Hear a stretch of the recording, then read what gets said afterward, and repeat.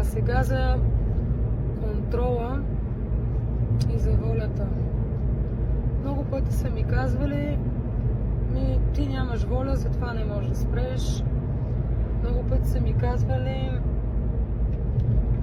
трябва само да поискаш и ще успееш, което не е лъжа, но не става дума за воля. Аз може да много силна воля за абсолютно всичко в живота си, но не когато става дума за зависимостите, именно защото зависимостта в пряк превод е нещо, което е по-силно от тебе.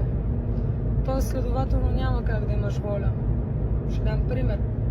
Когато пушех, а това беше преди 7-8 години, исках да спра цигарите, тъй като са, не знам, не миришат хубаво, вредни са за здравето и на всичкото отгоре са скъпи. А пък и са нещо, с което трябва да се съобразяваш, когато отидеш на кино, къде да седнеш в заведението и на къде точно ще духне вятъра, когато си запалиш цигара, ако си от съобразителните като мен.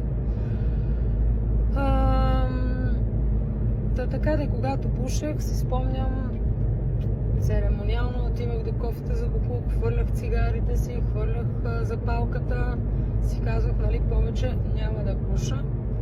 Като, разбира се, може би вече 2-3 часа по-късно отивах до магазина и си казвах, хайде само днес ще си взема цигари.